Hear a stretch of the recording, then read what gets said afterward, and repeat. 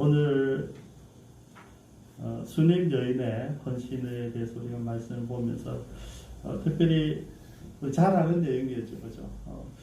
지금 우리가 엘리사가 하나님 앞에 어떻게 서임 받았는지를 우리가 이제 하나하나 보고 있는데요. 엘리야에게 그가 구한 게 뭐냐면 선생님의 그 능력에 갑절을 얻기를 원한다 그랬거든요.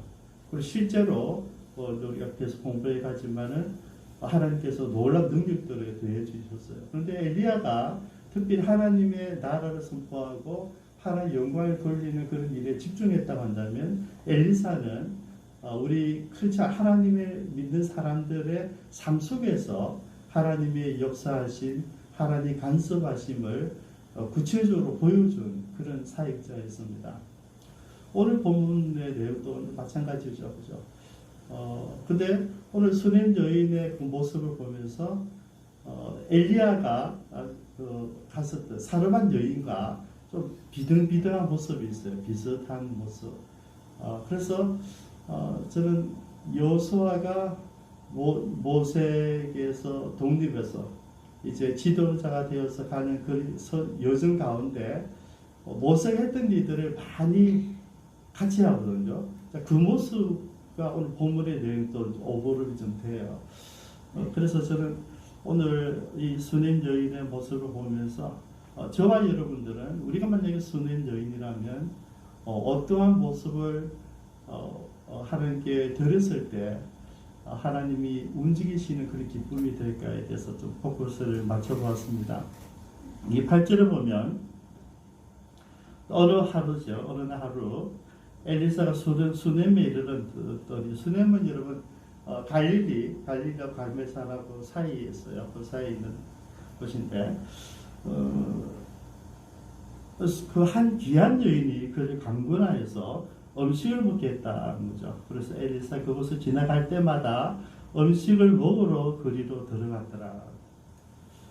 여기 한 귀한 여인이라 그랬는데 귀한 신분이 높다는 것이죠. 그죠?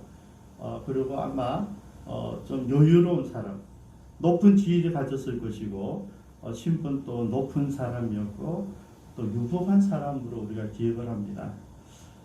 근데 그가 엘리사를 그냥 유심히 본 것이 아니라 그냥 지나치게 본 것이 아니라 유심히 본 거죠. 그가 남편에게 이렇게 얘기합니다. 이 사람은 하나님의 거룩한 사람인 줄을 내가 압니다. 그래서 엘리사가 지나갈 때마다 유심히 보면서 그가 했던 사역들을 살펴보면서 이 사람이 참 이 시대에 보기 드문 하나님 사람이구나. 그러면 내가 무엇을 도울 수 있을까를 고민한 것 같아요. 그래서 남편한테 이야기하는 거죠. 우리 다락방 하나 준비해서 거기에 침대도 놓고 책상도 놓고 촛대도 놓고 그래서 오실 때마다 시사도 할 겸 거기서 시기하면 어떻겠습니까? 이제 온누나죠. 그래서 남편이 회의 설문했고요. 그러면서 이제 같이 섬기게 되어졌어요.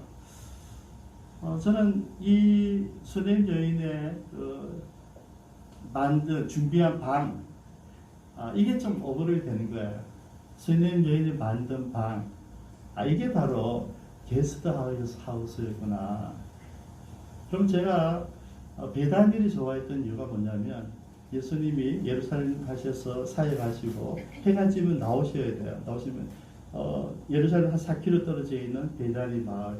베다니 마을 뜻을 아시잖아요. 이제 많이 들으셔서 가난한 사람들의 집, 병자들의 집. 그러니까 좀 어떻게 보면 우범지대일 수 있고요. 좀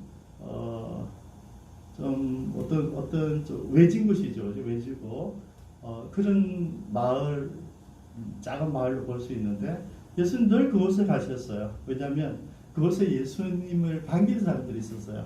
여러 사람들이 있었지만은 나사로가 있었고요. 나사로 누이들 마르다가 있었고 마리아가 있었고 예수님 늘 그 집에 가셨어요. 그러니까 예수님이 예루살렘 오셨다 그러면 당연히 그 집 오기 때문에 숙소로 오시기 때문에 그 사람들이 모이게 되어 있죠.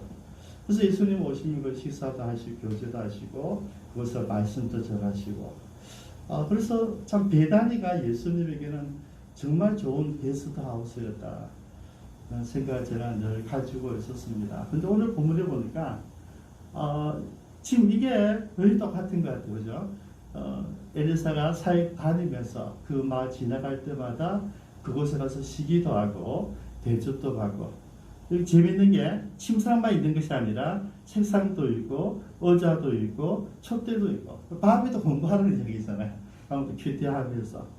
그래서 이 작은 방, 침상, 책상, 의자, 촛대, 이걸 가지면서 이제 제가 쭉 묵상하면서 지난번 제가 수요일에 소개했던 그 이야기가 생각이 나더라고요.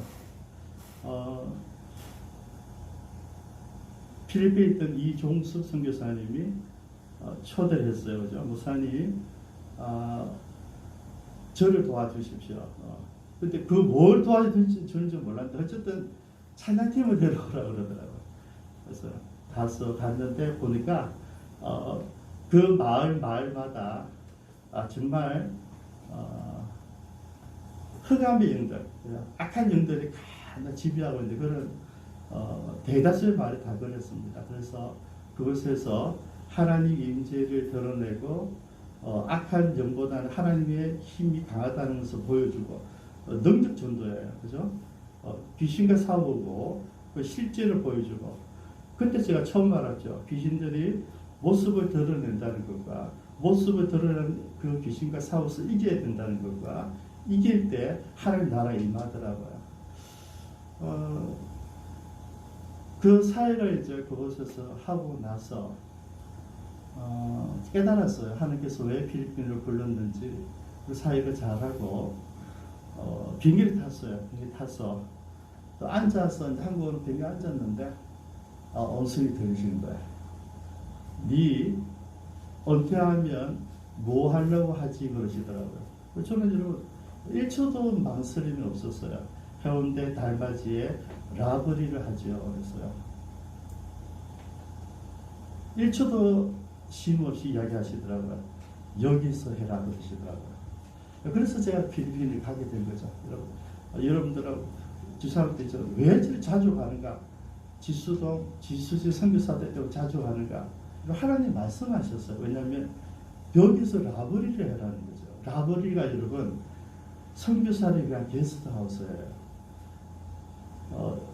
라브리를 제가 세우면 그곳에 선교사들 오가면서 방문하게 되고, 그러면 우리가 시사 대접도 하고 그 있는 동안에 하는 말씀도 나누고 또 그들의 어려운 부분들 상담도 해주고 멘토도 해주고 그런 곳이에요. 쉬는 쉼터죠.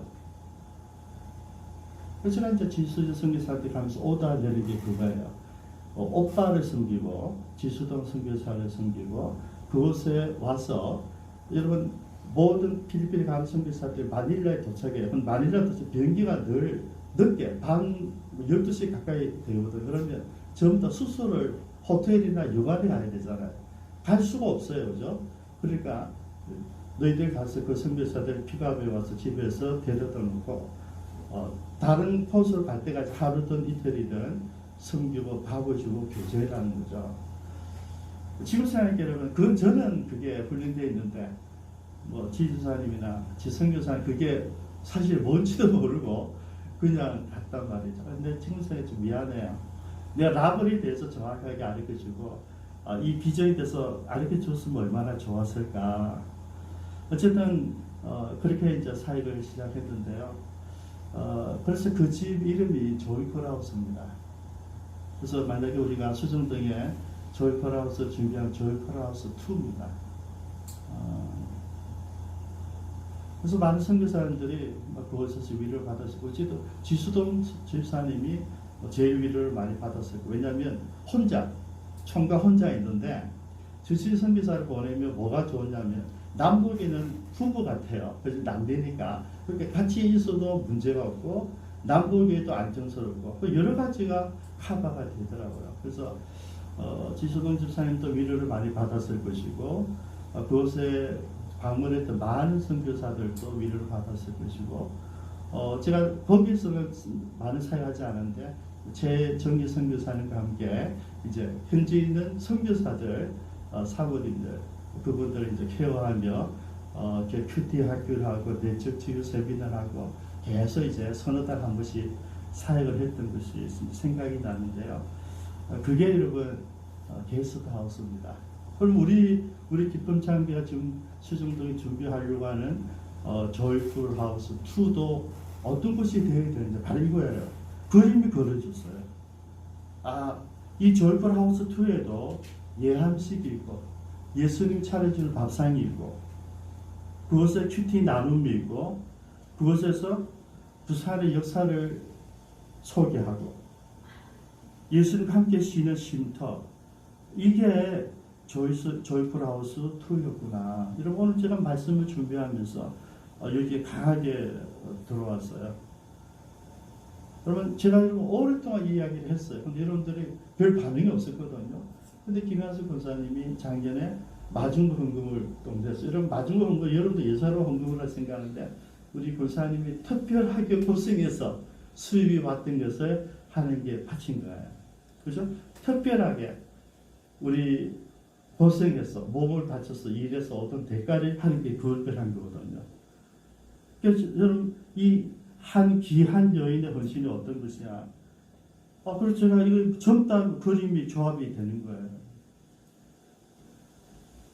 이 한 여인의 헌신을 통하여서 엘리사가 얼마나 위로를 받고, 여러분 그것도 하는 사람이에요. 신임 여인이 아니어도 엘리사는 얼마든지 하나님 일을 했을 것이고 능력을 행사했을 것이고 많은 사람들에게 하나님이 어떤 분인지 가르쳤을 거예요. 그런데 그 수님을 갈 때마다 그가 얼마나 큰 위로를 받았을까. 여러분, 위로를 받고 격려가 되었고 힘이 되었어요. 여러분, 뭐 하나님 정이라고 뭐 늘 강건하나요? 그게 아니잖아요.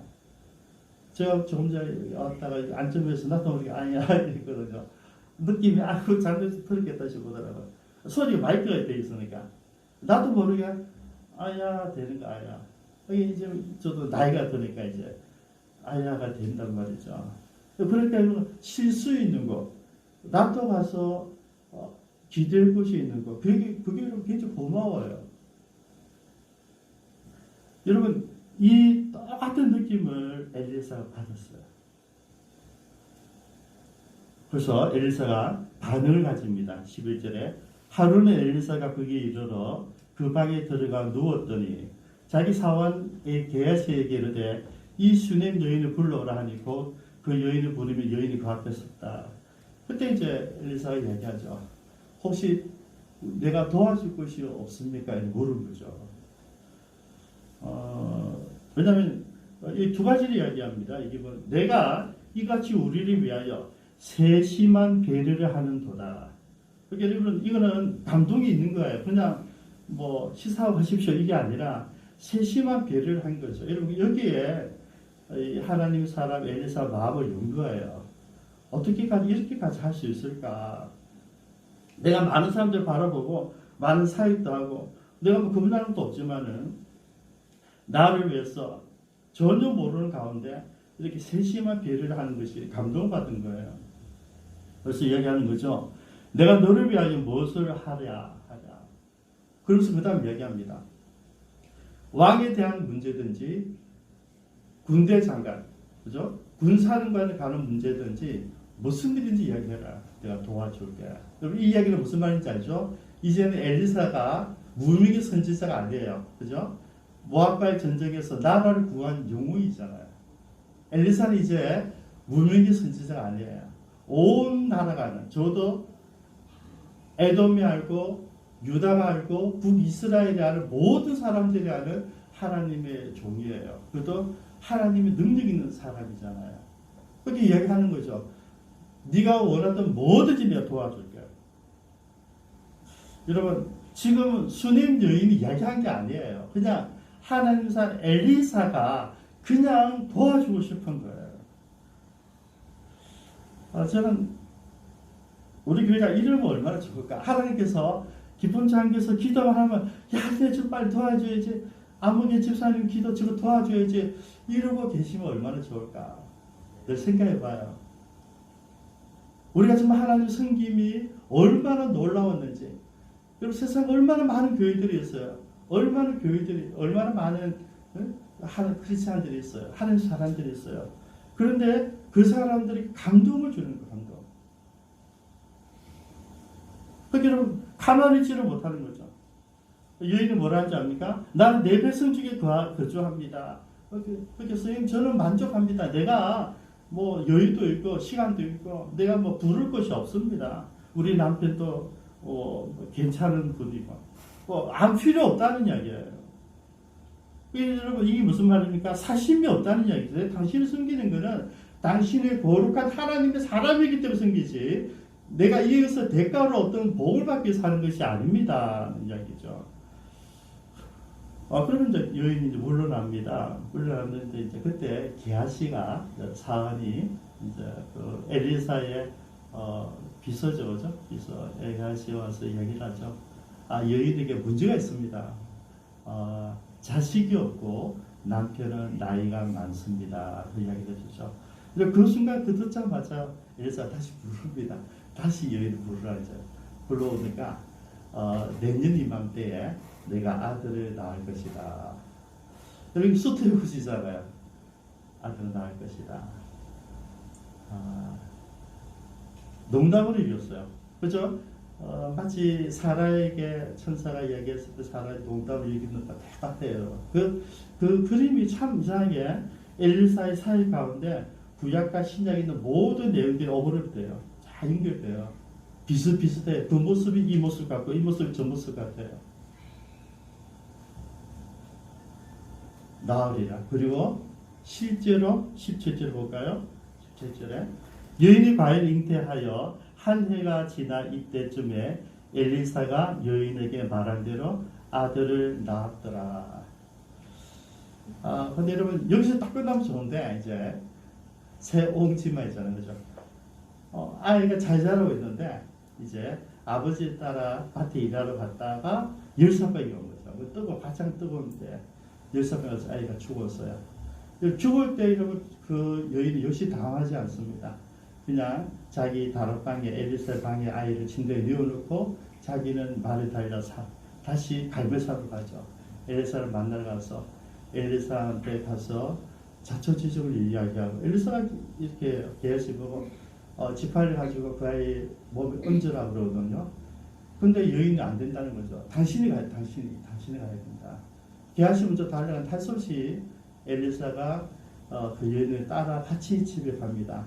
저는 여기서요, 진짜 엘리사가 위대한 사람인데 어찌 보면 여러분 비교할 수 없는, 근접할 수 없는 사람이거든요. 근데 이 여인의 하는 이 간절함에는 엘리사가 꼼짝 못하는 거죠. 그만큼 여러분 감동을 준 거예요. 여러분 우리가 드리는 헌신이 어떤 헌신이라는 하나님이 안절부절하는 그런 모습이 되면 얼마나 좋을까 생각이 잘 되는 거예요. 어쨌든 엘리사 이야기했어요. 내 지팡이를 가져가면 돼. 보냈어요. 근데 안 된다는 거죠. 당신이 가야 된다는 거죠.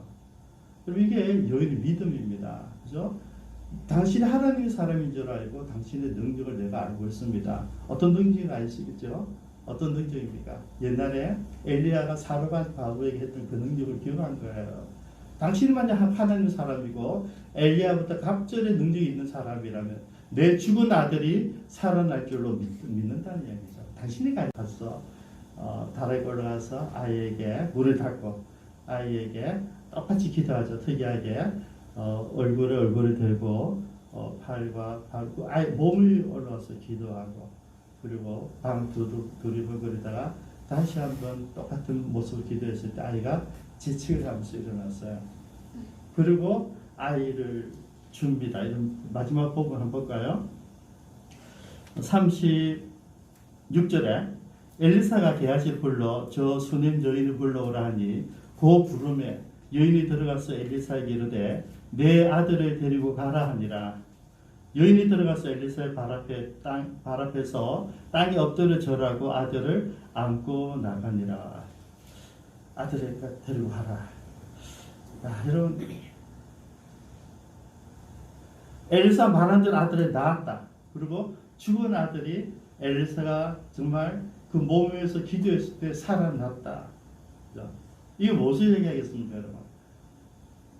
엘리사가 그냥 선지자가 아니라 하나님이 함께 하시는 능력 있는 종이라는 것을 보여주는 거예요.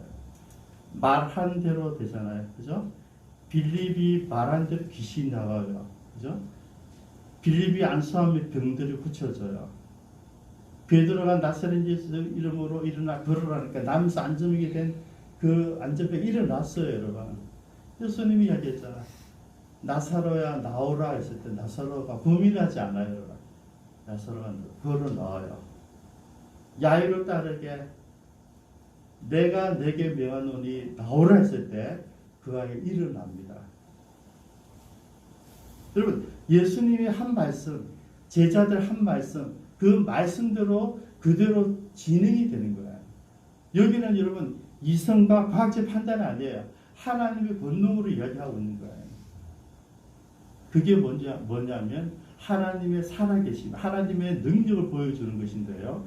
엘리야의 능력이 오늘 드러나고 있다. 두 분이나 드러난 거죠. 그죠? 지금까지 아기가 없는 사람이 아기를 낳았다. 왜냐하면 이 여인에게는 제일 갈급한 거지만 말할 수 없는 그거. 그리고 하나님은요, 우리가 가장 필요로 하는 거 그걸 도와주세요. 그래서 여러분, 우리가 간절함이 있었어야 돼요.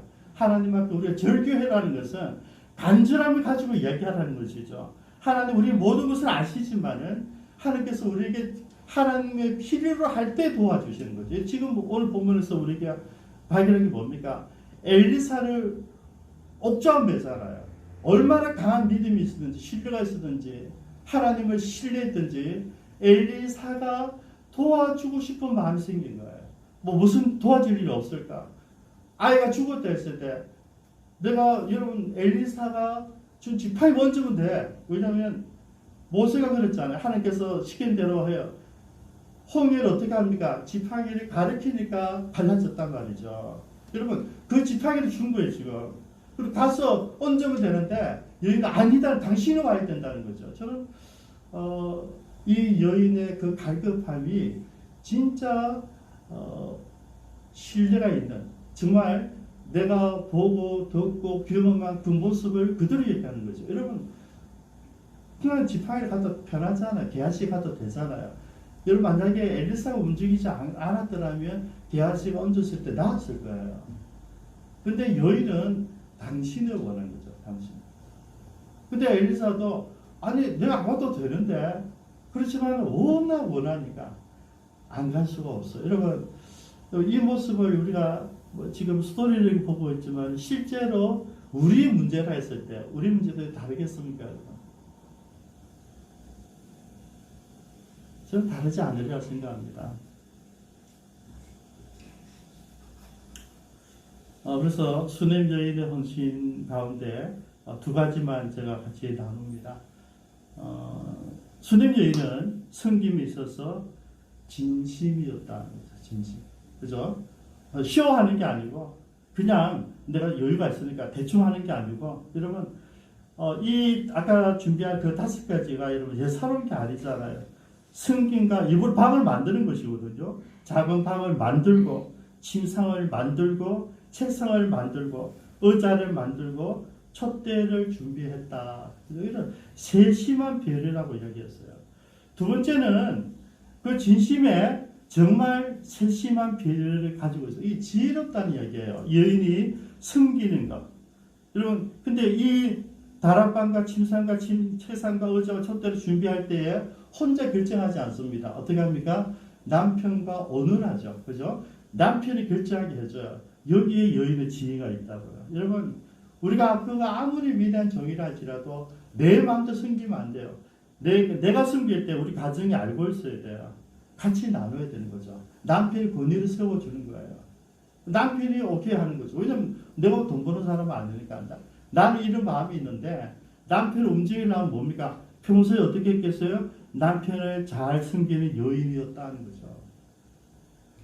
여러분 가족들을 없이 여기시면 안 됩니다. 여러분들이 어떤 일을 주의 일을 하든지 어떤 일을 할 때 온 가족이 함께 하기 위해서는 가족을 평소에 잘 숨겨야 돼요. 신뢰해야 되고요.